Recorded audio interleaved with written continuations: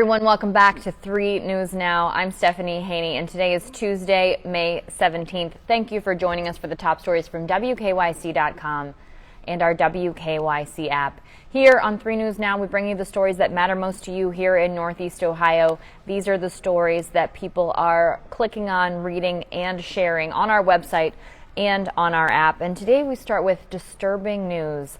The Lake Catholic High School lacrosse player is accused of wearing a swastika during a game versus Orange. The player is accused of painting a swastika on his right calf. Now, 3 News has obtained a picture of the player in question. You can see it on WKYC.com. It is from the back, and it does appear to show a swastika painted on the back of that student's right leg. And in a letter to Orange schools, the superintendent, Dr. Lynn Campbell, confirmed that this happened to families on Tuesday and said that alumni and parents in the stands also reported a visitor using racist slurs toward the team. Here's a portion of that statement from Dr. Campbell. I have spoken to the president of Lake Catholic, who shared that he and the diocese are aware of the magnitude of this situation. He confirmed that they are addressing the incidents, and he is very apologetic and obviously does not approve of these behaviors. It is important to note that student discipline is confidential, so it is likely that we will not be made aware of this player's consequences. Dr. Campbell went on to say that the safety of the students and the families that attend activities at the school are of the utmost importance, and they are doing everything they can to ensure that everyone is safe and also providing services to students who may be in need of those services after this issue. And this can't be discussed outside of the context of the rising anti-Semitism seen across the country and in Northeast Ohio, and instances of hate that often turn violence in our country. Case in point, President Joe Biden today was mourning the victims killed in a Buffalo mass shooting and condemning racism.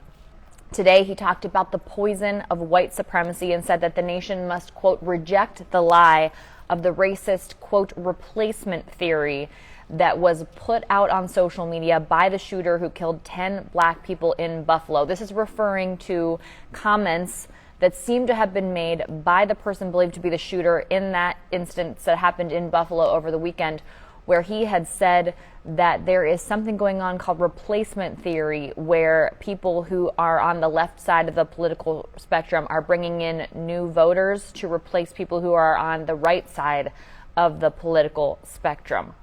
Joe Biden says we have to absolutely reject this lie. And speaking to families of victims today, local officials and also first responders, President Biden said America's diversity is its strength and warned that the nation must not be distorted by what he referred to as a hateful minority. And he went on to say, in America, evil will not win. I promise you, hate will not prevail. White supremacy will not have the last word. The shooting that happened in Buffalo happened at a Tops supermarket, where a young person believed to be 18 years old with an assault rifle targeted black people. And this is the deadliest racist attack in the U.S. since President Biden took office. President Biden's administration is also now offering 8 more free COVID-19 tests. The way it works is you can go to the government website. We have that linked on WKYC.com. This is the same government website where you could get your first 4 free COVID-19 tests. Now, if you can't get online or you need help, there is a phone number to call. It's 1-800-232-0233. Now, the reason this is happening is because out of 1 billion tests made available, only 350 million have been shipped out so far. That's according to the Biden administration. So with this third round of free tests being made available, that's a total of 16 free tests that Americans can get per U.S. household since the program started earlier this year. There were 2 previous rounds where people were eligible to receive 4 tests, and now in this third round, you can get 8 tests. And I'll also tell you that if you do have insurance, you can go to your pharmacy and you may be eligible for COVID-19 tests through your insurance. I recently went to pick up a prescription for a different issue, and when I got there, they had told me that through my insurance, I was eligible for 8 free COVID-19 tests. So I just got those at the pharmacy that way. So if you do have difficulty getting online and you do have insurance, you might be able to get them from a pharmacy here in town that way. Now, Turning the corner to Canton, we are now learning that Johnson Controls is trying to end its partnership with Canton's Pro Football Hall of Fame Village. Johnson Controls is saying that the people responsible for the Hall of Fame Village are in breach of payment obligations and owe $4.75 million. This is according to documents that have been filed with the Securities and Exchange Commission. So Johnson Controls sent 2 notices of terminations to HOF Village Newco LLC. That's the company responsible for the Hall of Fame Village, which is a subsidiary of the Hall of Fame Resort and Entertainment Company. And this happened last week. One of those called for the end of the technology agreement between them, and the other one is seeking to end the sponsorship and naming rights. The naming rights refer to the fact that the Pro Football Hall of Fame Village has been, quote, powered by Johnson Controls since they entered into an 18-year agreement. That was back in 2016. So the filing also accuses Newco of not showing satisfactory evidence that it has the financing necessary to complete Phase 2 of the Hall of Fame Village construction. And the Hall of Fame Resort is disputing these Johnson Controls claims. They say that the company is the one that's in breach of the agreement, that Johnson Controls is in breach of the agreement, and they plan to pursue dispute resolution. So the Hall of Fame Resort not giving up on that partnership with Johnson Controls right now. Something interesting happened in Congress today. There was a hearing about UFOs. It's the first one that has been held in a very long time, and the main thing that we learned at this hearing is that they're not being called UFOs anymore. You know, UFO stands for unidentified flying object. Well, they were referred to as unidentified aerial phenomena. So UAP seems to be what they are calling them these days. It's been a half a century since the last hearing on unidentified flying objects, or UAPs as we're now calling them. And no, there is no government confirmation as of today's hearing of extraterrestrial life.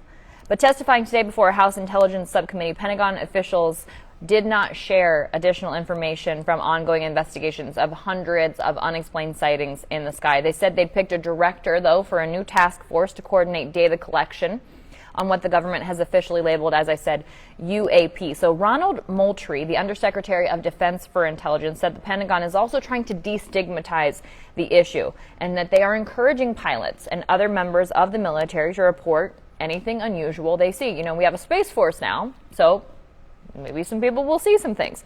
Moultrie said that they want to know what's out there as much as everybody else wants to know what's out there, and that he's a fan of science fiction himself. He says that they get questions not just from the people in Congress, but from family, and that they get them night and day.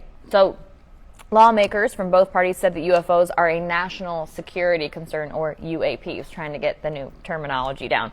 And sightings of what appear to be aircraft flying around could potentially be a national security issue. It's possible that people are spotting undiscovered or yet unknown Chinese or Russian technology, but they're usually very fast. They don't really appear for more than an instant on camera, so that can be an issue. Now, the government is believed by a lot of people to hold additional technical information on the sightings that it has not disclosed publicly. But again, big takeaway from today, UAPs. Unidentified aerial phenomenon. So you can ditch the UFO language.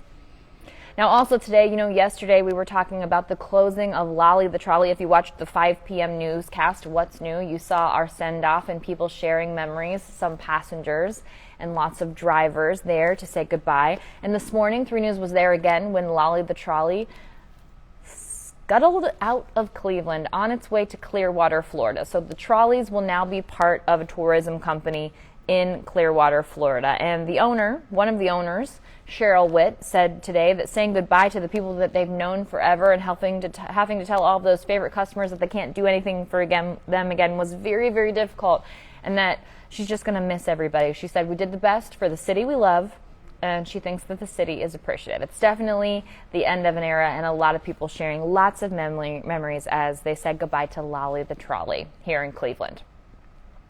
Somebody else has some regrets over the way he left Cleveland, and that's Kyrie Irving. He was a 7-time NBA All-Star, and now he's talking about his remorse over requesting and then being granted a trade to the Boston Celtics in August of 2017. So this was on an episode of I Am Athlete, which is linked on WKYC.com, so you can watch it there. And he talks about his messy departure from the Cavs. And he said that if he had stuck around and been more mature, he thinks that he could have won the Cleveland Cavaliers more than one championship. He said if he had the same maturity and understanding of who he is then that he does now, he could have definitely seen how they could have won more championships. And he said that he would have had a better man-to-man understanding about what he was going through. And then back then, he didn't know how to share his emotions, which can be something that gets in the way of a lot of relationships. He talked about his relationship with former Cavs teammate Lebron James, and they never fought publicly, but they had an icy relationship, and that was often cited as one of the biggest reasons why Irving had requested that trade. And he says now that he wished that they would have talked things out because he would have loved to see them running Cleveland and building a team around and then winning more championships. But instead, Irving went on to spend two seasons with the Celtics before signing as a free agent with the Brooklyn Nets in 2019. And then LeBron James spent one more season here in Cleveland before signing with the Los Angeles Lakers in 2018. Now, what does the future hold? We do not know, but we do know that LeBron James has says he wants to play his final year in the NBA, or his final years, whatever that looks like, with his son, Bronny. Will that be back here in Cleveland? Who's to say? Is there a universe where that happens? Only time will tell. But if you want to watch Kyrie Irving on I Am Athlete, you can do that on WKYC.com. And speaking of the Cavaliers, tonight is the 2022 NBA Draft Lottery. And Cleveland is in that lottery because they have the best record of any team that failed to qualify for the playoffs. Now, because they did not make it into the playoffs, because they didn't do that, they do get to keep their first-round pick that had previously been promised to the Indiana Pacers in the LeVert trade. Now, if the Cavs had won one of those play-in games versus the Nets or the Atlanta Hawks, they would have had to send that first-round pick to the Pacers, but they didn't, so here we are. So with the Cavs in the lottery, there are 5 possible outcomes for the team's pick. The team could not see its lottery combination pulled and ends up with the 14th overall pick. That's the overwhelming favorite to happen. It's almost a 98% chance of that happening. But the other 4 possibilities are there is a 0.5% chance that the Cavs win the lottery and end up with the first-round pick, followed by a 0.56% chance of selecting second, a 0.63% chance of selecting third, and a 0.72% chance at selecting fourth. But again, most likely that they're going to select 14th. But they are in the first round because they did not make it into the playoffs.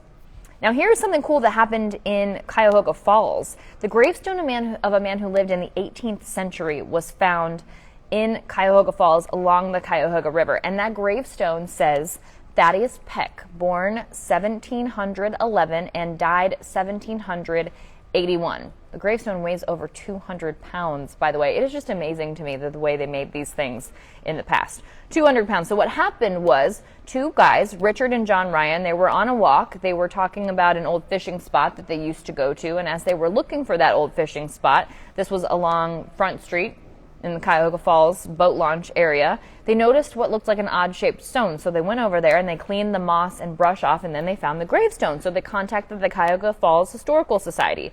Then on Monday, firefighters went and got that stone out of the riverbank. And what we know so far, according to scholars, is that Cuyahoga Falls was founded in 1812, which is after this person lived, according to the stone. And the Connecticut Western Reserve began settlement around 1796. So Thaddeus Peck was in the area pre-Western Reserve, which is fascinating. Now, there's more on the history of the Peck surname, at least what we know. You can find that on WKYC.com. And if you want to see the gravestone, you can head to the Cuyahoga Falls Historical Society. They have an open house on Sunday, June 12th from 2 to 4 p.m.